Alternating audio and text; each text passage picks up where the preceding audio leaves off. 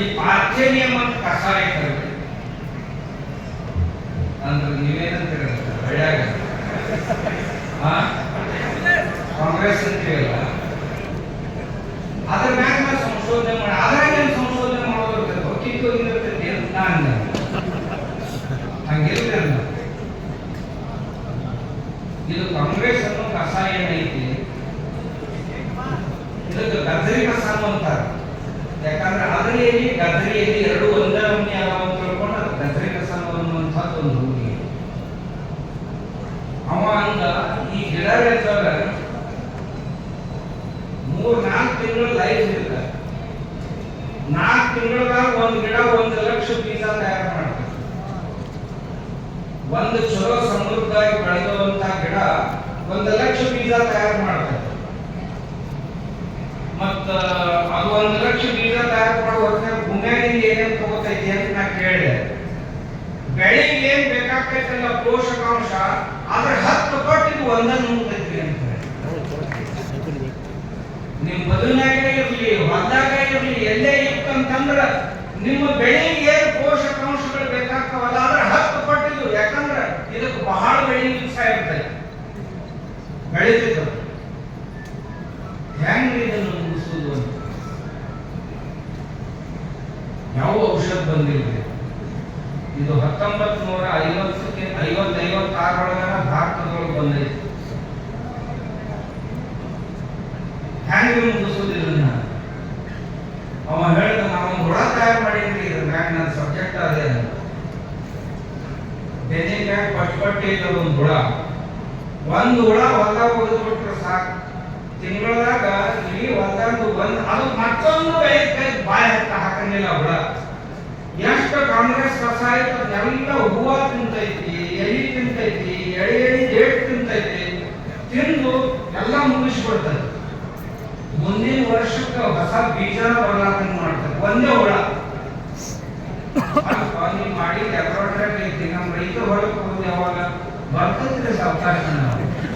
ಈಗ ಎಲ್ಲಿ ಐತೆ ಅಂತ ಕೇಳಿದೆ. ಈಗೆಲ್ಲ ನಮ್ಮ ಲ್ಯಾಬ್ನಾಗ ಐತಿ ರಿಸರ್ಚ್ ಲ್ಯಾಬ್ನಾಗ ಅಂತ. ನಿಮ್ ರಿಸರ್ಚ್ ಲ್ಯಾಬ್ ನಮ್ಮ ರೈತ ಹೊರಗೆ ಯಾವಾಗ ಬರೋದು ಈಗ ಒಂದು 10 ವರ್ಷ ಪ್ರಯತ್ನ ನಡೆದೈತಿ ಅಂತ ಅಂದ್ರೆ ನೀವು ಬಗ್ಗೆ ನೀವು ತೋರ್ದಲ್ಲ ಹೋಗ್ತೀನಿ ಅಂತ ಅಲ್ಲಿಂದ ಅದೇ ಹೊರಗೆ ಇನ್ನೊಬ್ಬ ರೈತ ಅವ ಕಣ್ಣು ಹೊರಗೆ ಕರ್ಕೊಂಡು ಹೋದ್ನ. ನಾವದು ಪ್ರಯೋಗ ಮಾಡಿದ್ರೆ ಬಾರಿ ನೋಡಕಂತ ಅವನು ಹೊರಗೆ ಬಾರಿ ಏನ್ ಮಾಡ್ಯ. ನಾನು ಕಾಂಗ್ರೆಸ್ಸಿನ ಮೇಲೆ ಕೆಲಸ ಮಾಡಿದ್ದೆ. ಏನ್ ಮಾಡಿ ಅಂತ ಕೇಳಿದೆ. ಏನು ಇಲ್ರಿ, ಒಂದು ಗಡಿಗೆ ತಗೊಂಡೆ. ಒಂದು ಗಡಿಗೆ ತಗೊಂಡು ಒಂದು 2-3 ಕಿಲೋ ಒಂದು ಹರಿವಿನೇ ಅದು ಒಲೆ ಮ್ಯಾಗ ಇಡುವುದು, ನೀರು ಹಾಕೋದು, ಕೆಳಗೆ ಬೆಂಕಿ ಹಾಕೋದು, ಒಂದು 3-4 ಕಿಲೋ ಹೂ ಬಂದಂತ ಕಾಂಗ್ರೆಸ್ ಕಸ ಕಿತ್ಕೊಂಡು ಅದ್ರಾಗ ಹಾಕೋದು, ಕಳ ಕಳ ಕಳ ಕಳ ಕಳ ಕುದಿಸುದು. ಅದನ್ನು ಕುದಿಸುದು, ಕುದಿಸಿ 2 ದಿವಸ ಹಂಗ ಇರೋದು. ಅದು ಇಟ್ಟು ಬಟ್ಟಾಗ ಸೋಸ್ಕೋಬೇಕು. ಸೋಸ್ಕೊಂಡ ರಸ ಬರ್ತೈತಲ್ಲ ಬಹಳ ಅಲ್ಲ, 1 ಲೀಟರ್ಗೆ 2 ಮಿಲಿ ಅಂದ್ರೆ ಒಂದು 15 ಲೀಟರ್ ಟ್ಯಾಂಕಿಗೆ 30 ml ಅಂತಂದ್ರೆ 1 ಕಪ್ ಇಷ್ಟು ಹಾಕಿ ಸ್ಪ್ರೇ ಮಾಡ್ಬೇಕ್ರಿಂದ. ಎದಕ್ಕೆ ಕೇಳಿದೆ, ಭೂಮಿಗೆ ಮಾಡಿಬಿಡ್ರಿ. ಏನಾಗುವುದು ಅಂತ ಕೇಳಿದೆ. ಮುಂದಿನ ವರ್ಷ ಕಾಂಗ್ರೆಸ್ ಬಂದ್ರೆ ನಾನು ಕೇಳಿದೆ ಆ ಹೊಲಗ ಮುಂದಿನ ವರ್ಷ ಕಾಂಗ್ರೆಸ್ ಓಟ ಕೇಳ್ತಾನೆ ನೀವು ಮತ್ತ ನೀವೇನು ಇದನ್ನ ಯಾರು ಮಾಡಿಕೊಡ್ತಾರೆ. ಯಾಕಂತಂದ್ರೆ ನಿಮ್ಮಂತ ದರಿದ್ರನ್ನ ಹುಡುಗರು ಬಹಳ ಕಷ್ಟ ಜಗತ್ತಿನ. ನಾವೇನು ಚಪ್ಪಡಿಯನ್ನು ಬಳಸ್ತೀವಿ.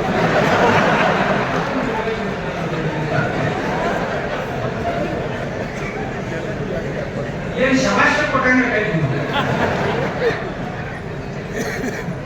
ನಮ್ಮ ರೈತ ಬಹಳ ಪ್ರಯೋಗ ಮಾಡ್ತಾರೆ. ನಾವೊಂದು ಪ್ರಯೋಗ ಮಾಡಿ ನಮ್ಮ ಮನ್ಯಾಗ ನಮ್ಮ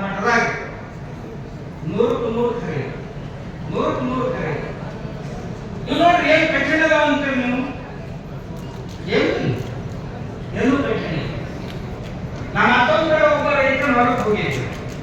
ಅವನು ಪ್ರಯೋಗ ಮಾಡಿ ಒಟ್ಟ ಹೊಲ ಕಸ ಹೇಳುವ ನಾನು ಮಾಡ್ತೇನೆ ಅಂತ. ಏನ್ ಮಾಡ್ತೀನಿ ಅಂತ ಕೇಳಿದ. ಅವ ಹೇಳ್ದ, ಒಂದ್ ಬ್ಯಾರಲ್ ನೀರು ತಗೋತೀನಿ, ಪ್ಲಾಸ್ಟಿಕ್ ಬ್ಯಾರಲ್ದಾಗ 200 ಲೀಟರ್. ನಮ್ಮ ಹೊಲ ಯಾವ್ಯಾವ ಕಸ ಬಹಳ ಜೋರಾಗಿ ಹೇಳ್ತಾವಲ್ಲ, 60 ಕಿಲೋ ಕಸ ಬೇರೆ ಸಹಿತ ಕೆಡ್ತೇನೆ. ಎಷ್ಟು? ಒಂದು ಬ್ಯಾರಲ್ದಾಗ 60 ಕಿಲೋ ಕಸ ಈ ಚಾಪ್ ಕಟ್ಟರ್ ಮಷೀನ್ ಒಳಗೆ ಹಾಕಿ ತುಕಡಿ ಮಾಡಿ ಆ ಕಸ 21 ದಿವಸ ನೆನೆಯುವುದು. ನೆನೆಟ್ಟು ಭೂಮಿ ಹೊರಬಿಡುವುದು. ಒಂದ್ ಜರ ನಮಿ ಇರುವ ಭೂಮಿ, ಆ ಭೂಮಿಗೆ ಸ್ಪ್ರೇ ಮಾಡಿಬಿಡುದು. ಆಮೇಲೆ ಯಾವ ಕಸತ್ತು ಕೂಡಿಸಿ ನೀವು ಸ್ಪ್ರೇ ಮಾಡಿರಲ್ಲ ಆ ಜಾಗಕ್ಕೆ ಒಂದೂ ಬೀಜ ಮುಂದಿನ ವರ್ಷ ಕೊಟ್ಟಾಗ, ಯಾವ ಕಸ ನೀವು ಇದ್ರೊಳಗೆ ಹಾಕಿರಲ್ಲ ಈ ಕಸ ಮುಂದಿನ ವರ್ಷ ಆ ಭೂಮಿಯೊಳಗೆ ಹುಟ್ಟಂಗಿಲ್ಲ. ಮತ್ತೆ ಮುಂದಿನ ವರ್ಷ ಹೊಸ ಹುಟ್ಟೋದು ಬೇರೆ ಯಾವಾಗ ಅದು ಹುಟ್ಟಂದ್ರೆ ಅದನ್ನ ಕಿತ್ತೋದು, ಅದನ್ನ ನೆನೆಯೋದು, ಕಟಿಂಗ್ ಮಾಡಿ 21 ದಿವಸ ಅದನ್ನ ಸ್ಪ್ರೇ ಮಾಡೋದು. ನಿಮ್ಮ ಹೊಲದಾಗ ಕಸ ಹೋಗ್ಬೇಕು, ಕಸ ಎಲ್ಲಾನು ಹೋಗ್ಬಾರ್ದು. ಕೆಲವೊಂದು ಬರ್ತಾನೆ ಇರ್ಬೇಕಾದ್ರು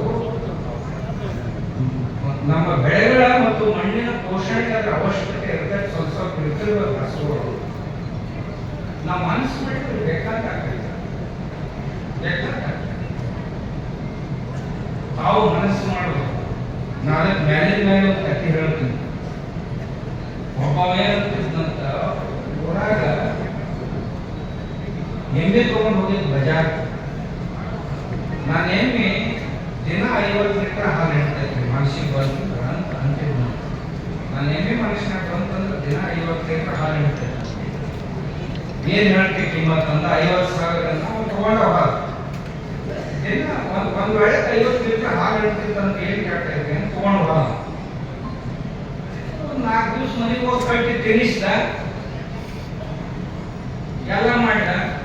3 ಲೀಟರ್ ಮ್ಯಾಗಿದೆ ಏನು ಹಿಂಡಿ 50 ಲೀಟರ್ ಬಹಳ ದೂರ. ಮರುದಿವ್ಸ ಇನ್ನೊಂದು ತಿನ್ನಿಸ್ ನೋಡಿದ, ಹೊಟ್ಟೆನ ಕೆಟ್ಟು 1.5 ಲೀಟರ್ ಮ್ಯಾಗ. ಅವ ಎಮ್ಮೆ ಮಾರಿದ ಮನೆ ಬಾದ, ಅವನು ಕಿಟ್ಟೆಲ್ಲ ಉಣಿಸಿ ತಿನ್ಸಿ ಎಮ್ಮೆ 50 ಲೀಟರ್ ಹೇಳಿದ್ದು 3 ಲೀಟರ್ ಮ್ಯಾಗ ಹೋಗೋದು ಅಂದ್ರೆ ನಾನು ಬೆಳಾಗ ಒಂದು ಮಾತು ಹೇಳಿ, ಅದು ಮನುಷ್ಯಗೆ ಬಂತಂದ್ರೆ ಎಮ್ಮೆ ಮನುಷ್ಯನಾಗ ಬರ್ತಂದ್ರೆ 50 ಲೀಟರ್ ಹೇಳ್ತಾರೆ. ಅದು ಮನುಷ್ಯಗೆ ಬಂದ್ಬಿಟ್ಟು ನ್ಯಾಯ ಮಾಡಿದ. ನೀವೇನು ಹೆಂಗೋ ಗೊತ್ತಾವಲ್ಲ, ಒಬ್ಬರು ಮನುಷ್ಯನಾಗ ಬಂತಂದ್ರೆ ಬೇಕಾದ ಇನ್ನೊಂದು ಸ್ವರ್ಗನೂ ಕಟ್ತಾವ. ಖರೆ ಮನುಷ್ಯಗೆ ಬರ್ಬೇಕಲ್ಲ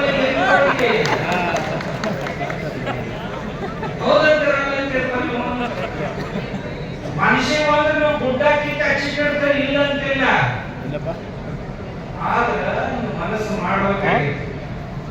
ಬಾಳ ಮಂದಿ ಅಂತ ನಮ್ಮ ಭೂಮಿ 1 ವರ್ಷದಾಗ ಹೆಂಗ್ ನಾವು ಇದನ್ನ ಮಾಡೋದು. ನೀವು ಮನಸ್ಸು ಮಾಡ್ರಿ 2 ತಿಂಗಳದಾಗ ಭೂಮಿ ತಿಂಗಳದಾಗ ಏನ್ ಹೇಳಿ 15 ದಿನದಾಗ ಸಹಿತ ಭೂಮಿ ಕನ್ವರ್ಟ್ ಆಗ್ತೈತಿ. ಯಾವ ಭೂಮಿಯೊಳಗೆ ಒಂದು ಬ್ಯಾಕ್ಟೀರಿಯಾ ಇಲ್ಲಲ್ಲ, ಅಲ್ಲಿ ಭೂಗು ಅಂತ ಹುಳುಗಳು ಕಡ್ದಾಡಕ್ ಶುರು ಮಾಡ್ಬೇಕು. ಹಂಗ ಮಾಡಕ್ ಬರ್ತೈತಿ. ಇದು ನೋಡ್ರಿ, ಗೋಕೃಪಾಮೃತ ಅಂತಿದ್ರಿ ಸರ್. ಇದು ಆಕಳ ಕರ ಹಾಕೋಕ್ಕಿಂತ ಮುಂಚೆ, ಇಲ್ಲ ಕರ ಹಾಕಿದ ನಂತರ ಮೊದಲನೇ ಸಗಣಿ ಏನು ಹಾಕ್ತೈತೆ ಅದನ್ನ ಕೆಳಗೆ ಬೀಳುವುದಕ್ಕಿಂತ ಮುಂಚೆ ಹಿಡ್ಕೊಂಡು ಅದರೊಳಗಿಂದು ಅವಾತೀಯ ಜೀವಾಣುಗಳನ್ನು ಸಪರೇಟ್ ಮಾಡಿ, ಏರೋಬಿಕ್ ಮತ್ತು ಅನ್ಏರೋಬಿಕ್ ಅಂತ 2 ಪ್ರಕಾರದ ಜೀವಾಣುಗಳು ಇರ್ತವೆ. ಅನ್ಏರೋಬಿಕ್ ಏನದಾವ ಅವನ್ನ ಸಪರೇಟ್ ಮಾಡಿ ಅವುಗಳನ್ನ ಡೆವಲಪ್ ಮಾಡ್ಯಾರ. ಇದು 6 ದಿನದಾಗ ತಯಾರಾಗ್ತದೆ. ಇದು 1 ಲೀಟರ್ ಐತಿ. ನಿಮ್ಮ ಮನ್ಯಾಗ ನೀವು ಒಂದು ಬ್ಯಾರಲ್ ನೀರಿನಾಗ 1 ಲೀಟರ್ ಹಾಕುದು ಒಯ್ದು, ಇದು ಕೂಡ 1 2 ಲೀಟರ್ ಮಜ್ಜಿಗೆ, 1 2 ಕಿಲೋ ಬೆಲ್ಲ ಹಾಕಿ 4-5 ದಿವಸ ತಿರುಗಾಡಿಸ್ಕೊಂತ ಇರ್ರಿ. 6ನೇ ದಿವಸಕ್ಕೆ ಇದು ತಯಾರಾಗ್ತೈತೆ. ನಿಮ್ಗೆ ಯಾರ್ಯಾರು ನೋಡ್ಬೇಕು ಅನಿಸ್ತೈತಿ ರಿಸಲ್ಟ್ ಅಂತಂದ್ರೆ ಇಲ್ಲಿ ಹೋಗಾಕ್ ತಗೊಂಡು ಹೋಗ್ರಿ. ಈಗ ಒಂದು 500 ಲೀಟರ್ ಟ್ಯಾಕ್ ಮಾಡ್ಕೊಂಡು ಬಂದ ಪ್ರಭು ಅವ ಗುಲ್ಬರ್ಗ ನೋಡ್ರಿ ಬೀದರ್ದವ್ರ ಸಾವಯವ ರೈತರನ್ನ ಸಾವಯವ ಪದಾರ್ಥಗಳನ್ನ ಜನರಿಗೆ ಮುಟ್ಟಿಸ್ಬೇಕು, ಸಾವಯವ ಕೃಷಿಯನ್ನು ಮಾಡಿಸ್ಬೇಕು ಅಂತ ಜೀವನಾನ ಅರ್ಪಣೆ ಮಾಡ್ಕೊಂಡ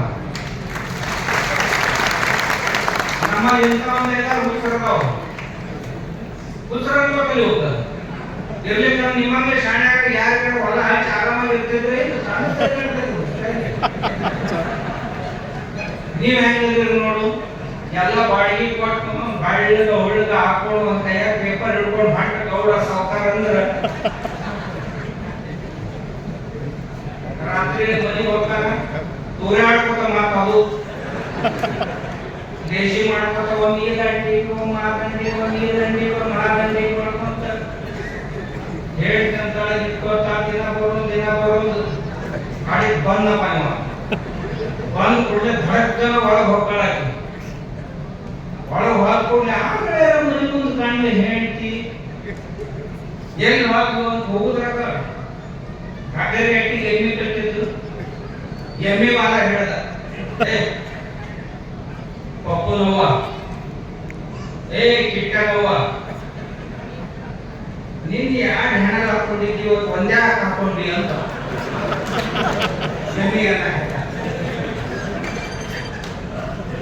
ಆ ಪುಟ್ಟ ನಮ್ದು ಯಜಮಾನ್ರ ನೀವು ಹಿಡಿದ್ ನಾನು ಹೆಣ ಹೇಳ್ತೀರಿ ಅದು ಎಲ್ಲಿ ವಾರ ಹೇಳಿದ್ರೆ ಮ್ಯಾಕ್ ಬರ್ರಿ ಅಂತ ನೀವು ಹಾಕೊಂಡು ಬಂದ್ರೆ ನನ್ಗೆ ಗೊತ್ತಾಗತ್ತೆ ಬರ್ರಿ ಯಾಕೆ ಬರ್ರಿ ಅಂತ ನೀವು ನಮ್ಮ ಯಜಮಾನ್ ನೀವು ಉಲ್ಸರಿ ಅಂದ್ರಪ್ಪ ಇವಾಗ ನೋಡ್ರಿ ಎಲ್ಲ ಈ ಸಗಣಿಯಿಂದ ಎಷ್ಟು ಪದಾರ್ಥಗಳನ್ನು ತಯಾರು ಮಾಡಿ ಬರೀ ಒಂದೇ ಆಕಳದಿಂದ ಒಂದು ಆಕಳ ನಿಮ್ಗೆ ವರ್ಷಕ್ಕೆ ಲಕ್ಷಗಟ್ಟಲೆ ಹಣ ಕೊಡ್ತೈತೆ. ಈ ಗೋಕೃಪ ಮತ್ತು ಆಕಳ ಕೃಪ ಇದೆ.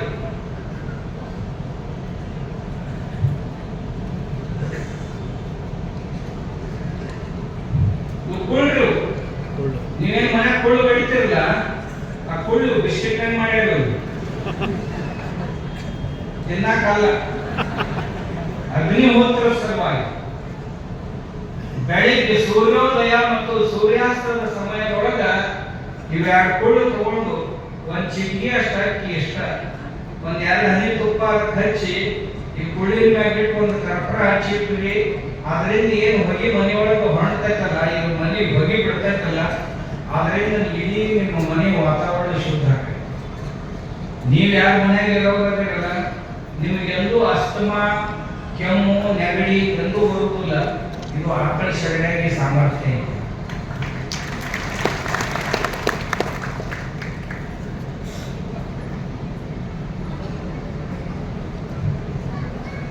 ನೀವು ಮನಸ್ಸು ಮಾಡಿದ್ರೆ ಆಕಳ ಸಗಣಿಯಿಂದ ಮನೆಯೊಳಗೆ ಫೋಟೋಗಳಿಗೆ ಹಾರ ಹಾಕ್ತೀವಿ ನಾವು. ಈ ಸಣ್ಣ ಸಣ್ಣ ಕರುಗಳು ಏನಿರ್ತಾವು ಆ ಕರುಗಳ ಸಗಣಿ ಬಹಳ ಜೀವಿಟ್ಟಿರ್ತದೆ. ಅದರಿಂದ ಈ ಹಾರ ತಯಾರು ಮಾಡ್ಯಾರ. ಈ ಹಾರವನ್ನು ನೀವು ಹಾಕಿದ್ರಿ ಅಂದ್ರೆ ಮನೆಯೊಳಗೆ ನಿಮ್ಮ ಟಿವಿಯನ್ನು ಹೊರಬರುವಂತ ವಿಕಿರಣಗಳು ಏನದಾವ ಅವು ನಮ್ಮ ಶರೀರದ ಮೇಲೆ ಪರಿಣಾಮವನ್ನು ಉಂಟು ಮಾಡಿ ಹಾರ್ಮೋನಲ್ ಚೇಂಜಸ್ ನಮ್ಮ ಶರೀರದಲ್ಲಿ ಆಗಿ ನಮ್ಮ ಶರೀರದಲ್ಲಿ ಬೇರೆ ಬೇರೆ ರೋಗಗಳು ಹುಟ್ಟಿಕೊಳ್ಳುವುದಕ್ಕೆ ಕಾರಣ ಆಗ್ತಿರ್ತವೆ. ಅಂಥ ಆ ವಿಕಿರಣಗಳನ್ನ ಸಳ್ಕೊಳ್ಳುವಂತ ಸಾಮರ್ಥ್ಯ ಈ ಸಗಣಿಗೆ ಇರ್ತದೆ. ನೀವು ಇದನ್ನ ಕಟ್ರಿ ಆಮ್ಯಾಗ ನೀವು ಆ ವಿಕಿರಣಗಳನ್ನ ಎಣಿಸುವಂತ ಮೀಟರ್ ಸಿಕ್ಕ ತಂದು ನೋಡ್ರಿ ನಿಮ್ಮ ಮನೆಯೊಳಗೆ ಒಂದು ರೇಡಿಯೋ ವಿಕಿರಣ ಇರೋದಿಲ್ಲ. ಇಂಥವ ಕೆಲವೊಂದು ಪದಾರ್ಥಗಳನ್ನ ಇದನ್ನು ಗೋಡೆಗೆ ಹಾಕುವ ಸಲುವಾಗಿ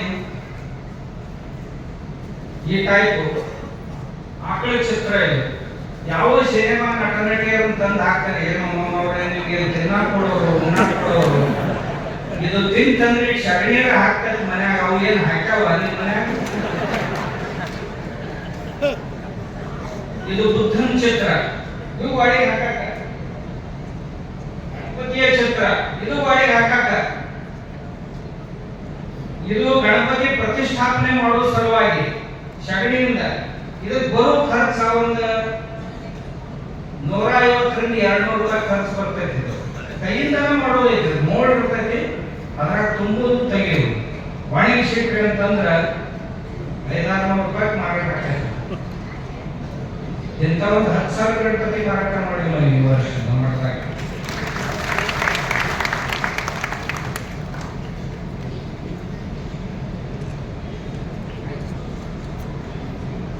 ಇದು ಭಸ್ಮ,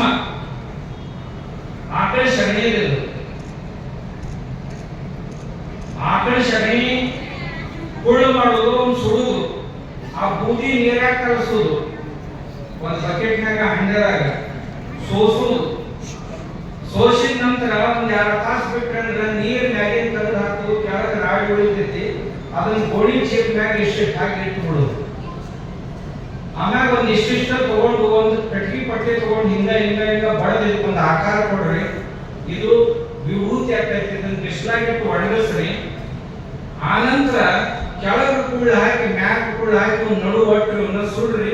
ಕೆಂಪಗ ಕಬ್ಬಿನ ಕಾಯ್ತೈತಿ. ಇದು ಭಸ್ಮ ತಯಾರಾಯ್ತು. ನೀವು ಪೂಜಾಕ್ಕೂ ಬರ್ತೈತಿ, ನೀವು ಭಸ್ಮಕ್ಕೂ ಬರ್ತೈತಿ. ಇದು ಎಲ್ಲಕ್ಕಿಂತ ಮುಖ್ಯ ಅಂದ್ರೆ ನಿಮ್ಗೆ ಹಲ್ಲು ನೋವು ಯಾರಿಗಾದ್ರೂ ಇತ್ತು ಅಂತಂದ್ರೆ ಇದಕ್ಕೊಂದು ತೊಗಡಿ ತಗೊಂಡು ಹಲ್ಲು ನೋವು ಎಲ್ಲಿ ಆಗ್ತೈತಲ್ಲ ಅಲ್ಲಿ ತುಂಬಿ ಬಿಡ್ರಿ. ಆಯುಷ್ಯದೊಳಗೆ ಮತ್ತೆ ಎಂದೂ ನಿಮ್ಗೆ ಹಲ್ಲು ನೋವು ಬರುವುದಿಲ್ಲ ಅಂತ ಸಾಮರ್ಥ್ಯ ಬರೋದು. ಇದು ಆಕಳ ಸಗಣಿಗೆ. ಸಗಣಿ ಒಳಗೆ ಮುತ್ತಾಣಿ ಮಣ್ಣು, ಜೇಕಿನ ಬೇರು, ರೀಟಾ, ಬೇವಿನ ಸೊಪ್ಪು, ಇವನ್ನೆಲ್ಲ ಕೂಡಿಸಿ ಒಂದು ಸ್ವಲ್ಪ ಕರ್ಪೂರ ಇವನ್ ಸೇರಿಸಿ ನಾದುದ. ನಾದಿ ಒಂದು ಪಡಿಯ ಚೆನ್ನಾಗಿ ಹಾಕಿ ಇಟ್ಬಿಡುದು, ಒಣಗಿಸೋದು ಬಿಸಿಲಾಗ. ಸಾಬನ್ ತಯಾರಾಗ್ತದೆ. ಇದನ್ನ ಮೈ ಹಚ್ಕೊಳ್ರಿ. ಈ ಬೆವರಿನ ವಾಸನೆ ನಾನು ಒಟ್ಟ ಬರಂಗಿಲ್ಲ. ಎಷ್ಟು ಚಲೋ ಸಾಬೂನು ಹಚ್ಚೋದು ಬರ್ತದೆ, ಆದ್ರೆ ಇನ್ನು ಹಚ್ಚೋದು ಬರುದಿಲ್ಲ. ನೀವು ಯಾರ್ಯಾರಿಗೆ ಮುಖಕ್ಕೆ ಬಾಕಿ ಹೇಳ್ತಾವು ಅವ್ರು ಇವ್ನು ಹಚ್ಕೊಂಡ್ರಿ ಅಂತಂದ್ರೆ ವಾರದಾಗ ಬಾಕಿ ಹೋಗ್ತಾವ. ಯಾರು ಕೂದಲ ಬೆಳ್ಳಗಾಗತ್ತವಲ್ಲ ಸುಮ್ಮನೆ ಮೇಲಿನ ಮೇಲೆ ಡಾಂಬರೀಕರಣ ಮಾಡ್ಕೊಳ್ಳೋದು ಅಂದ್ರೆ ದೊಡ್ಡ ಸಮಸ್ಯೆ ಆಗ್ತದೆ. ಒಂದ್ ಜನ ಶುರು ಆದ್ರೆ ಇದನ್ನ ಹಚ್ಕೊಳಕ್ ಶುರು ಮಾಡ್ರಿ, ಬೆಳಗಾಗ ನಿಲ್ದು ಹೋಗ್ತೈತೆ. ಆಮೇಲೆ ಕೂದಲ ಬಹಳ ಮೆತ್ತಗಾಗ್ತಾವ.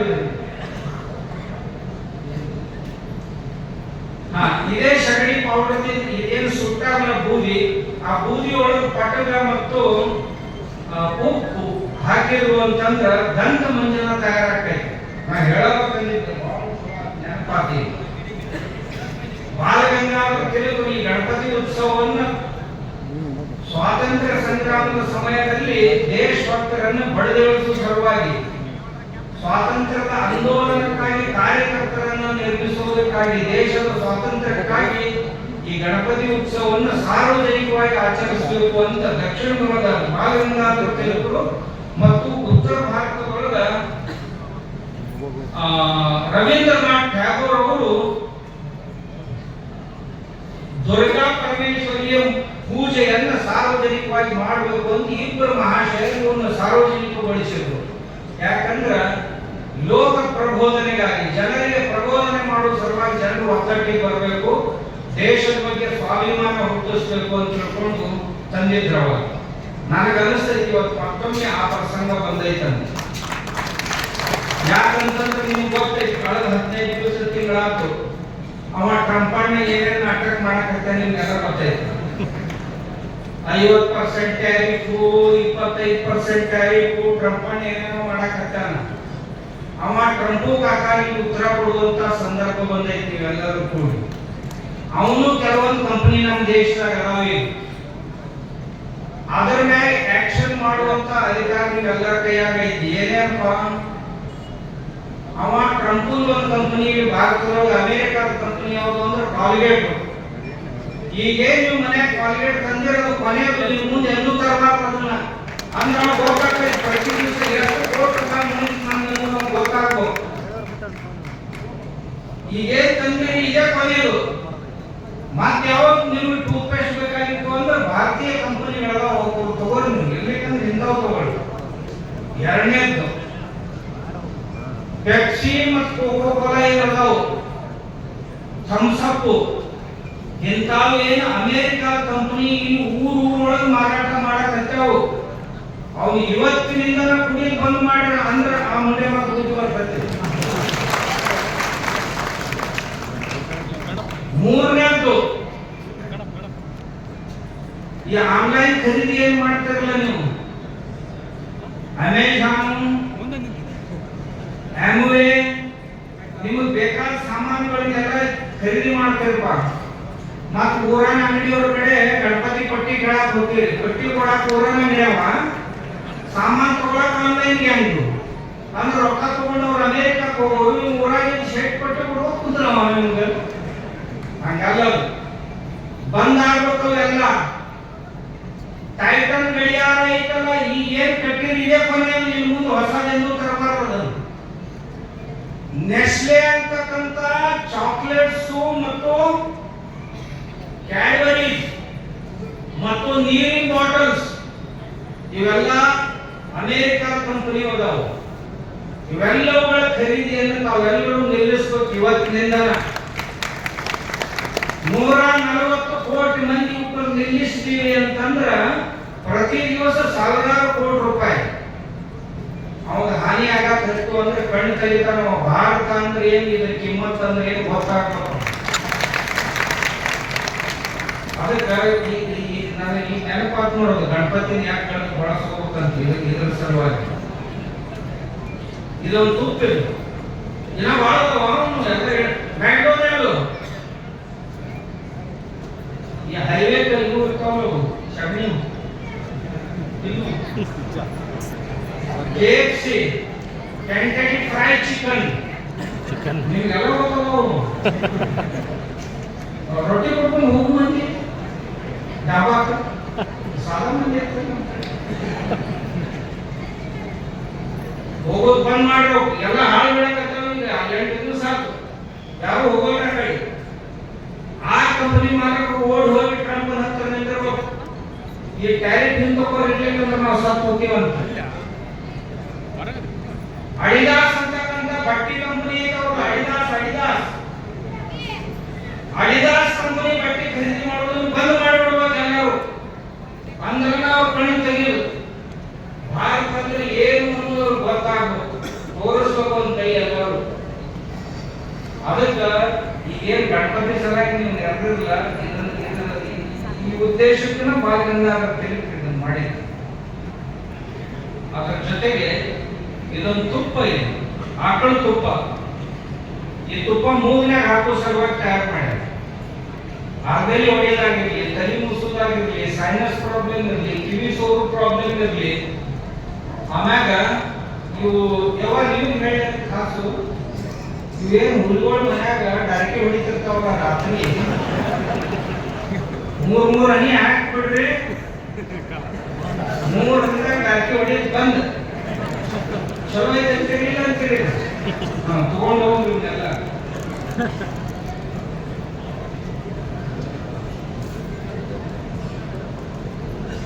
ಈ ವಸ್ತುಗಳೆಲ್ಲ ಸ್ವದೇಶಿ ವಸ್ತುಗಳು. ಇದು ಗೋಮೂತ್ರ ಅರ್ಥ. ಈ ಗೋಮೂತ್ರವನ್ನು ಬೆಳಿಗ್ಗೆ ಸೂರ್ಯೋದಯದ ಪೂರ್ವದಲ್ಲಿ ಬಟ್ಟಿ ಇಳಿಸಿ ಅದರ ಅರ್ಥ ತೆಗೆದಿಟ್ರೆ ನೋಡಿ 2 ಲೀಟರ್ ಗೋಮೂತ್ರ ಕೊಡ್ತಾರೆ. ಒಂದು ಆಕಳ ಬಟ್ಟಿ ಇಳಿಸಿದ್ರೆ 1 ಲೀಟರ್ ಗೋಮೂತ್ರ ಸಿಗ್ತದೆ. ಆ 1 ಲೀಟರ್ ಗೋಮೂತ್ರ 200 ರೂಪಾಯಿ ಲೀಟರ್ ಬಂದು ಮಾರಾಟ ಆಗ್ತಾ ಇದೆ. ಹಾಲಿನಕ್ಕಿಂತ ತೂಕ ಆಗ್ತೈತೆ ಅಂತ ಇಲ್ಲ ಅಂತೀರಿ. ಹಾಲಿನ 200 ರೂಪಾಯಿ ಲೀಟರ್ ಮಾರಾಟ ಆಗೋದೈತೆ. ಹಾಲು ಕೊಡ್ಲಿಲ್ಲ ಅಂದ್ರೂ ಸಹಿತ ಗೋಮೂತ್ರ ಕೊಡೋದೈತೆ, ಅದು ನೀರು ಕೊಡೋದೈತೆ ಅಂದಾಗ ನೀವು ಕುಡಿಸಿರಂದಾಗ. ಆದ್ರೆ ಬಳಸ್ಕೊಳಕ್ ಕಲಿಬೇಕು ನಾವು. ಮತ್ತೆ ಬಳಸ್ಕೊಳಕ್ ಕಲಿಬೇಕಾದ್ರೆ ಆಕಳ ಮತ್ತು ಮನ್ಯಾಗ ಬರ್ಬೇಕು. ಈಗ ನಾವೆಲ್ಲ ಕೊಟ್ಬೇಕಂತೀವ್ರಿ, ಮನ್ಯಾಗ ಮಂದಿನೇ ಶುರುವಲ್ದು ಅಂತ ಒಬ್ಬ ಅಂದ ನೀವು ಹೇಳಿದ್ರಿ ಇದೆಲ್ಲ ಕುಡಿಬೇಕಂತೀವಿ, ಒಂದ್ಸಲ ಇದು ವಾಸನೆ ಸರಿ ಇಲ್ರಿ ಅಂತ ಒಬ್ಬ ಅಂದ. ನಾನು ಕುಡ್ಕೊಂಡು ಗೆಳತನ ಮಾಡು, ಅವ್ರು ಹೆಂಗ್ ಕಲ್ತಾರ ಕೇಳವ್ರು. ಎಷ್ಟು ಹೊಲಸು ವಾಸ ಬರ್ತಿದ್ರು ಸರಿ ತಳಕನೆ ಹೆಂಗ್ ಕೊಡುದು ನೋಡಿ ಬೇಕಾದ್ರು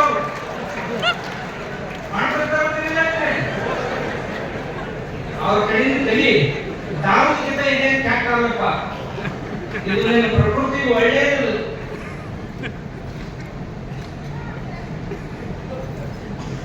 ದೀಪಾವಳಿ ಬಂತು ಅಂದ್ರೆ ಇಂಥ ಪಣತೆಗಳು, ಈ ಚೈನ್ಗಳು ಏನು ಇಂಥವು 150 ಪದಾರ್ಥಗಳನ್ನ ಸಗಣಿಯಿಂದ ಮಾಡಕ್ ಸಾಧ್ಯ ಐತಿ. ಇದು ಆಕಳ ಬರೇ ಸಗಣಿಯಿಂದ ಆಕಳ ಮೂತ್ರದಿಂದ ಒಂದು 50 ಪದಾರ್ಥಗಳನ್ನು ಮಾಡಬಹುದು.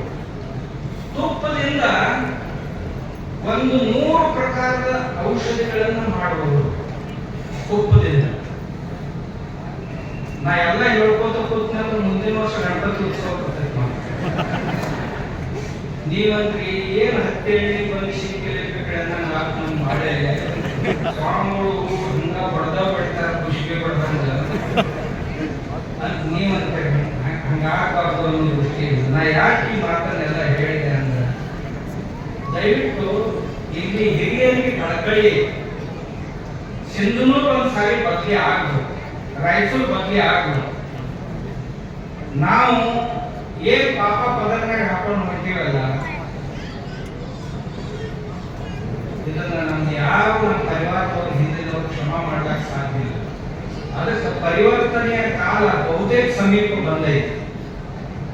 ನಮ್ಮ ಯುವಕರು ಮುಂದೆ ಬರಬೇಕು.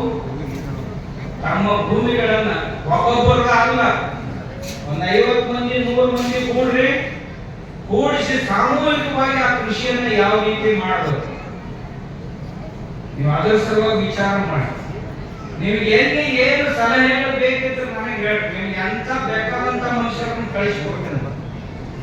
ಆದ್ರೆ ನೀವು ತಯಾರಾಗಿ ನೀವು ಎಲ್ಲಿ ನೋಡ್ಕೊಂಡು ಬರ್ತಿತ್ತು ಅಂದ್ರೆ ನಾ ಹೇಳ್ತೀನಿ, ನಿಮ್ಗೆ ಹೋಗಿ ಅವ್ರ ಹತ್ರ ನೋಡ್ಕೊಂಡು ಬರ್ರಿ, ತಯಾರಾಗಿ.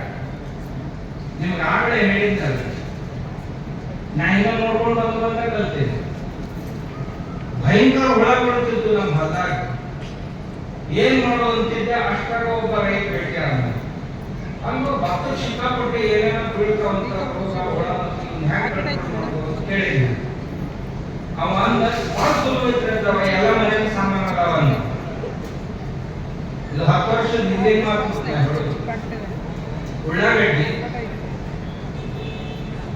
ಬೆಳ್ಳುಳ್ಳಿ, ಹಸಿ ಶುಂಠಿ ಅಂದ್ರೆ ಅದ್ರಕ್ ಅಂತಾರ, ಆಮೇಲೆ ಮೆಣಸಿನಕಾಯಿ, ಇವ್ 4 ಭಾಳ ಸಿಹಿಯಾದ ಓದಿದ್ರು ಅದಾವ. ಬಾಯಾಗ ಇಟ್ಕೊಂಡ್ರೆ ಪೇಪರ್ ಮೆಂಟ್ ನಂಗೆ 4 ಖಾರವಾದಂತ ಪದಾರ್ಥಗಳಿವೆ. ಇವು 4 ಮಿಕ್ಸರ್ಗಳು ಹಾಕಿ ಸಣ್ಣ ಮಾಡಬಹುದು. ಮಾಡಿ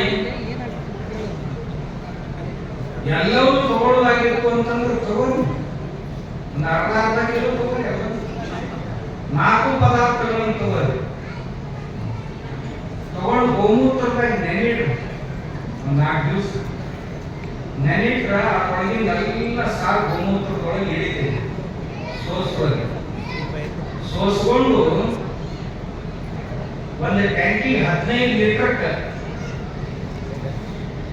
ಸಣ್ಣ ಬೆಳೆಯುತ್ತಂದ್ರೆ 80 ml, ದೊಡ್ಡ ಬೆಳೆಯುತ್ತಂತಂದ್ರ ಅರ್ಧ ಲೀಟರ್ ಒಂದು ಟ್ಯಾಂಕಿಗೆ ಹಾಕಿ ಸ್ಪ್ರೇ ಮಾಡ್ರಿ. ಒಂದು ಹುಳ ನಿಮ್ಗೆ ಹೇಳ್ತೇನೆ, ಎಂತ ಬೇಕಾದಂತ ರೋಗ. ನೀವಂತೀವಿ ಅವು ಅವು ತಂದು ಹೊಡೆದ ಅಂದ್ರೆ ಗಪ್ಪ ಹಾಕವ್ರಿ. ಅವು ಹೊಡೆದ್ರೆ ಗಪ್ಪ ಹಾಕವು. ಇನ್ನೊಂದು ಜನ ಹೊಡೆದ ಪುಕ್ಕಟೈತೆ. ಅದು 500 ರೂಪಾಯಿ ಲೀಟರ್ ಐತೆ. ಇದು ಎಲ್ಲ ಸೇರಿಸಿದ್ರು 50 ರೂಪಾಯಿ ಆಗುದಿಲ್ಲ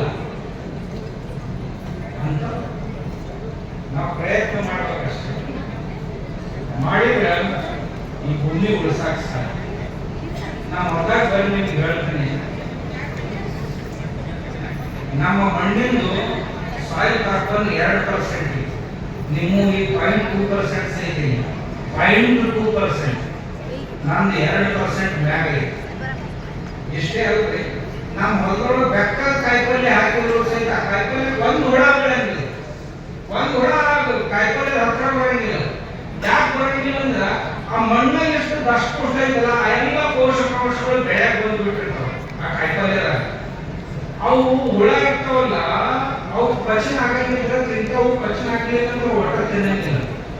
ಪಚನ ಆಗದೇ ಇದ್ರು ತಿನ್ನೋರು ಯಾರಾದ್ರೂ ಇದ್ರೆ ಇದಾಗ ಹಾಗೆ ಆಗದೆ ನುಂಗುದ ಹುಳ ಹಂಗಿಲ್ಲ. ಹುಡುಚಿಲ್ಲ, ಶಾಣೆವ ಅವು ಪಚನ ಆಗಲಿಲ್ಲ ಅಂದ್ರೆ ತಿನ್ನಂಗಿಲ್ಲ. ಹಾಗಾದ್ರೆ ಅವಕ್ಕೆ ಪಚನ ಆಗಲಾರ್ದಂಗೆ ಮಾಡಬೇಕಾಗಿತ್ತು ಅಂದ್ರೆ ಮಣ್ಣು ಸಶಕ್ತ ಆಗಬೇಕು. ನಮ್ಮ ಹೊಲದಾಗ ಈಗ ಯಾವ ಪೆಸ್ಟಿಸೈಡ್ಸ್ ನ ಹೊಡೆಯಂಗಿಲ್ಲ.